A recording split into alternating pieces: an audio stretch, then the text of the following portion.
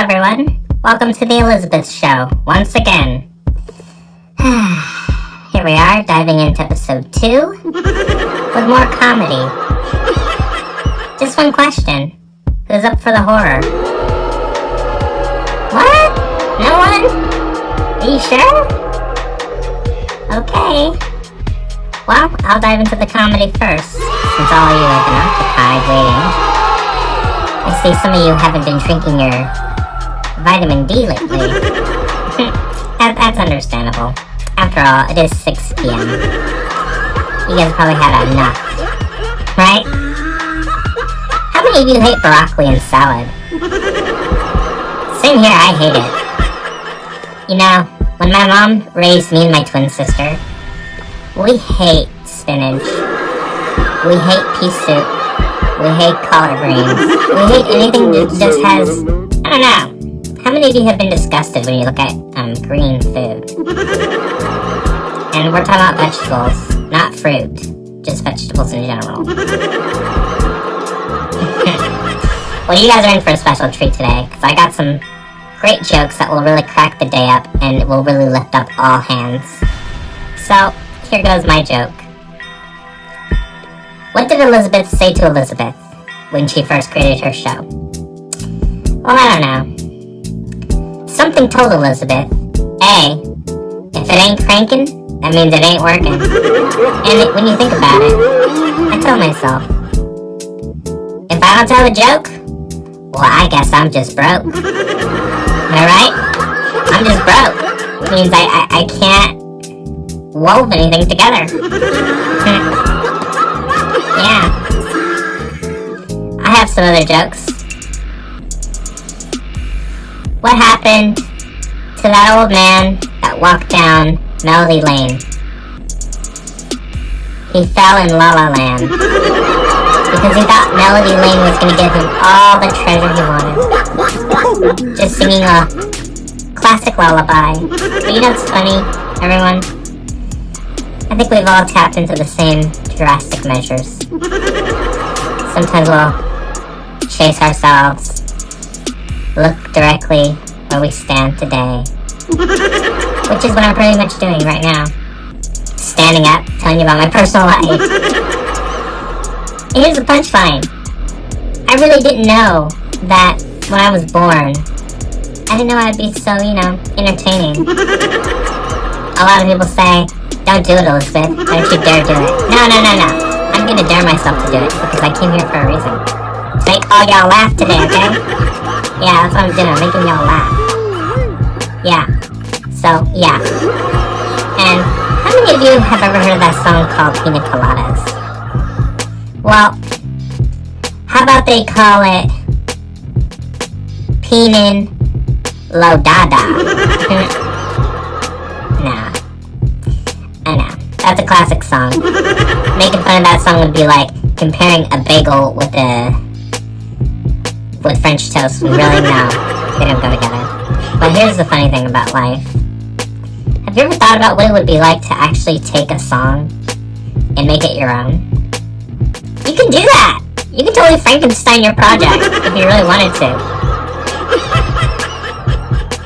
I mean, of course, I've never really done it, but I heard a lot of famous composers and writers have done it themselves.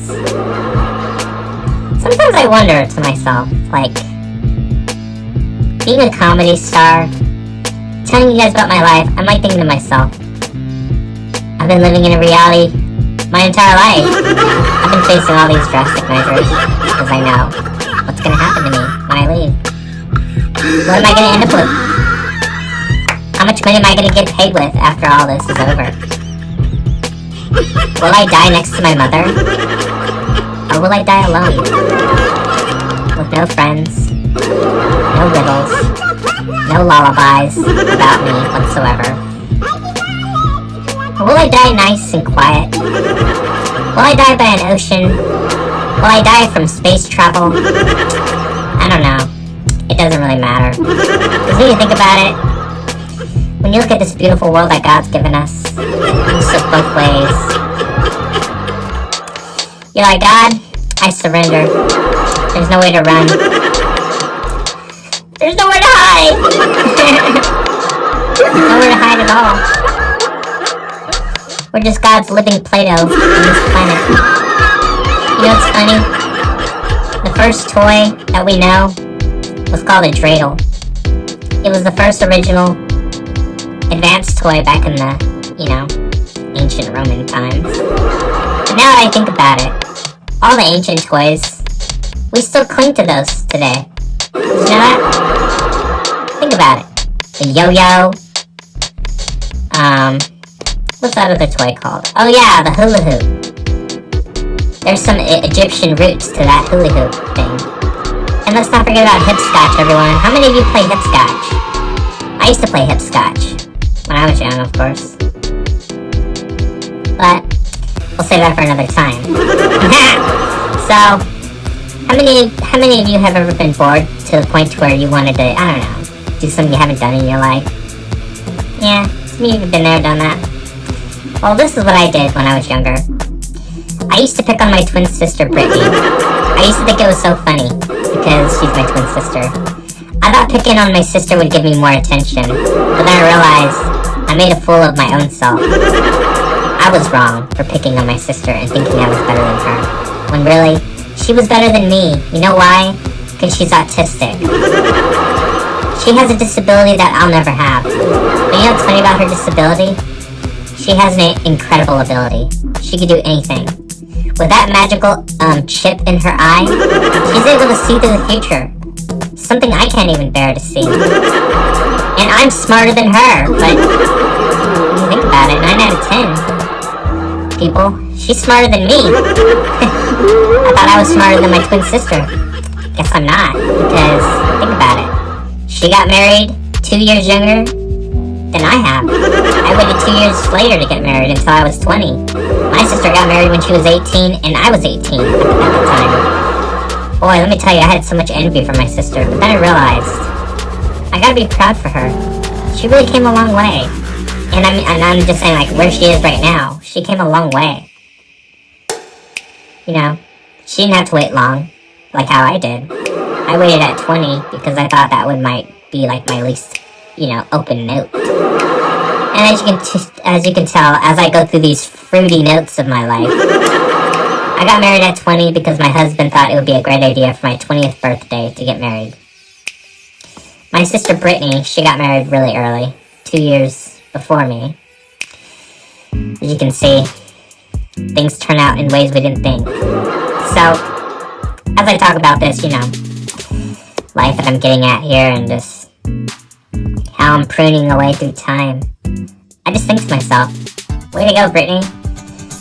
Way to stand up your game, because there's just times where I wish I could do that, find my inner peace, find my inner self, but sometimes God shows us, displays us some things that we never thought could actually be possible, which actually are possible, because now that I think about it, I'll give my sister credit where it's due, think about it, I wasn't always nice to her, but now I am nice to her, and I totally respect her. She respects me, because I have my own TV show now. Good for me. But, yeah. The main focus really is to find your inner self and what you believe in. Anything can be possible. Anything, really. Anyway, I'm gonna get into another joke.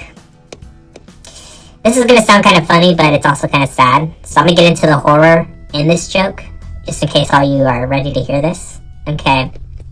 Starts off with, once upon a time, I was this, Sleeping Beauty girl, right?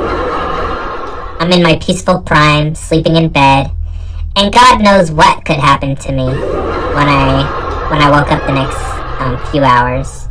I was inside this, man's house. His name is, Brian Gates. Now, I know I wasn't supposed to talk about Brian Gates, but I'm going to talk about it in this comedy of today.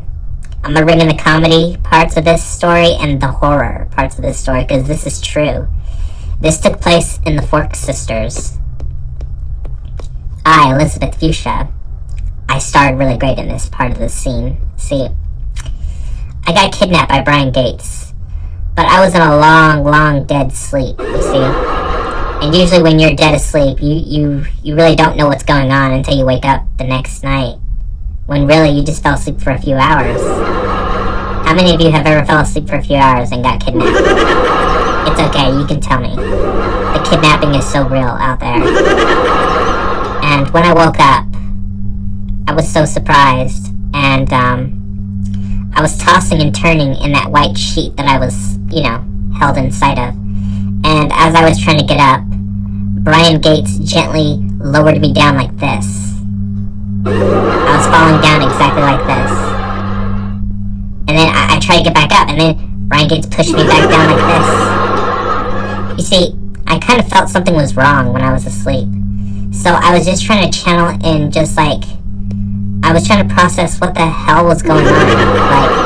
I was like, what the hell? I'm lost in the dark. What's going on? Why am I covered up in a sheet? So as Brian Gates tells me that it was him that kidnapped me, I could have sworn it was someone else, but no, it was Brian Gates. He was jealous because I was married to Billy Banks, and he had a crush on me ever since Joke Night. This took place in episode 19, and then episode 33 is when he kidnapped me. Took me in his wife's house, Vanilla White, and had me in the wrap. And he said if I told anyone what happened, he would place me back into the wrap, which is very threatening when you think about it. And I got out of that wrap right away. He took all the sheets off, and he wanted to talk to me in the dark. Because I told him I feel totally lost in the dark right now. And he said, listen, Elizabeth, we need to talk. I've been in love with you ever since Joke Night. And then I told him, but I don't like you like that. And then he said, I don't care what you don't like. You're gonna marry me, and you're gonna be ready and bushy-tailed by 9 o'clock. And you better be ready, he said. And I told him, I'm not gonna marry you, and I'm definitely not gonna lay on your disgusting drooling pillow. What the hell? I'm not laying on this pillow.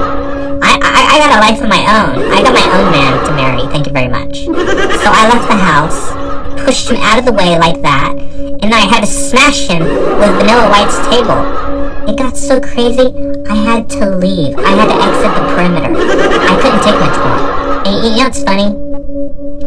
Playing that role in the Fork Sisters was so dark and so dramatic.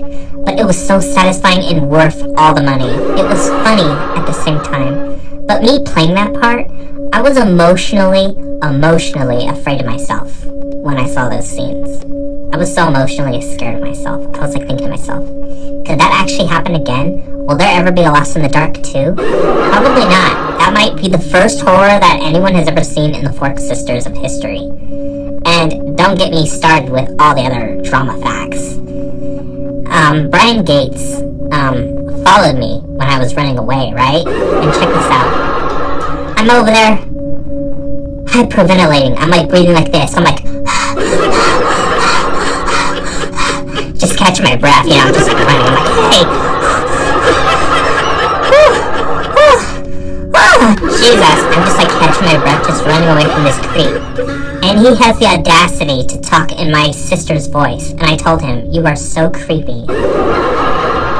Oh my gosh. He even impersonated my voice, which is even taking things too far. Okay, first he talks like my sister, then he talks like me, then he talks like Steven, and then he talks like his wife, Vanilla. I'm thinking, what is this guy? What is his problem? Does he have I don't know. Is he some psycho? Is he a psychopath? Does he need to take, I don't know. Does he need to take mental health classes? Because I feel this guy was nuts, okay? And knowing this is just a show, hey, it felt real to me. But it was worth the money, I'm telling you. Playing those parts was simply dark, simply dramatic. It was worth the comedy, it was worth the effort, and it was worth all the punctuational skills to get me there. And long before that even happened, I never had a crush on Brian Gates ever. He just kept clinging up to me like this. He kept on getting close to me like this, and I said, no, I'm gonna back away from you, back up. Don't even get close to me. I don't like you like that. My sister knew. She could tell I wasn't into Brian Gates. And then as soon as I got home to tell my twin sister what happened, I told her everything. And then I told Vanilla White at her church. I told Vanilla White, your husband is crazy. He kidnapped me and wrapped me in a sheet. And then Vanilla White, oh my gosh. Vanilla White later on asked Brian Gates, where have you been all night, honey? He said, oh, I've been walking. And then Vanilla White noticed he's been acting kind of awkward lately, so they chatted in bed. And they kind of worked some things out. But before that even happened, Vanilla White blasted the can of worms and said, honey, you're sick. You're so sick. And then Brian Gates, of all things, says, well, you know what? I had a crush on Elizabeth ever since the beginning. But then Vanilla White warmed up to him and said, honey, you love me, remember? I was the first one you loved at the very beginning. And then they made it out. And Vanilla White, of course Vanilla White's gonna draw in the husband with one kiss. That's how it starts. That's how it begins. But sometimes I wonder to myself, will that ever happen again? And then in episode 34, Memories, I told my husband I missed my old apartment. But maybe it was a blessing that we moved out of that old crappy eggshell apartment, because it was my dream house, but it was time to move on and look for curfew where it was due, and I did. I really did. I really made my last moments at my old pink house. Now that we're in this new house, I told my husband, so you're working part-time, huh? He said, yeah, I'm getting old, babe. What do you expect? I can't do much more like I used to. And then I told my husband, well, I'm going to be in a TV show very soon, so don't be surprised when I'm gone all the time and you're gone only half time, waiting for my behind to get back home. Like, so that's what you were waiting for. Me to come home to smooch you up. Well, honey, I got big plans, okay? I'm a comedy addict. I gotta keep it real, okay? Gotta keep the dark stories coming, keep the laughters going. Because there's nothing like a little comedy after a while. And yeah, you could use that sometimes. And yeah. Then I tell myself, if it ain't me, it ain't the story. But if it is me, the story's about to get real. I'm about to crank this up to 11, you know what I mean? I'm cranking my comedy to 11. I'm cranking my horror to 11. But this is true. This is so true. All of us have been living a lie. Like, literally. How many of you have lived a lie growing up? I have. And you know why? I literally pulled the strings to this whole cycle, okay? Entertainment was born because people needed something to do with their life, okay? I was one of those chosen pink forks that could ever do it for everyone. Once I knew my part, I knew how to crack the code, do what I could, and get it done. Financially. If you guys are wondering, I've been part of a long social dating process before I even met my future husband, Billy Banks. Yes, I went online for a dating plan, okay? Now this takes over a couple of days. My twin sister, however, cracked the code of finding a date faster. She found a man from Minnesota, and his name was Billy Banks. And I said, oh, cool. And then she didn't show me the profile, but she told me he's very stunning in every way. Kind of like me. And then when I met him, he's a beautiful, lovely pink fork man. And I was like thinking, oh my god. So he takes me on a date. We talk about our life. Then he introduces me to his first kiss outside by the nightgown table. We were ordering some fried fish with fried rice. I preferred the fried rice also because my husband kind of likes fish a little bit. Yeah. And we saw this creepy lady as the waitress. She was going to take our order and give us what we wanted. And yeah, that worked out really well. And as soon as you know it, as soon as we hit our first kiss on our first date, just think, right after that kiss led to marriage, and I finally got married. My life was perfect, and I knew I would love my husband and respect him. But what I didn't know about my husband is how long would this continue for? I told myself, forever of course. And after all, I got more years to go, you know? Gotta keep those dates coming. And yeah, so I tell myself, if I ever hit the hay and take another way out, well, at least I knew I choose what I was looking for, right? Amen to that. And yeah, I'm gonna just lay off one more joke before I leave, since you all are, like, so happy. I'm gonna tell another joke. What did Calamari do when she looked at the light? I told everyone this before. This was in Joke Night in episode 19. I made a very crucial joke. It wasn't supposed to be told because Calamari's technically a black fork, and I made a joke about her. She took it very personal, but I said sorry right after that, and she totally forgave me. She said, don't you be making black jokes about us black forks. And I was like, okay, I won't. So I left it clean. So I made a joke about myself instead.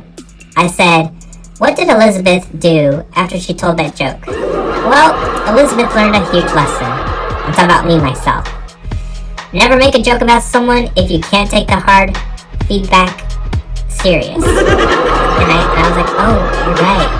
I cannot take the feedback serious. So what did I do? I snapped out of it. Changed my life. Went for new possibilities that makes me feel better. And yeah, I did. Yeah. Well, that's all I can tell you guys today. And hope everyone enjoyed the Elizabeth show.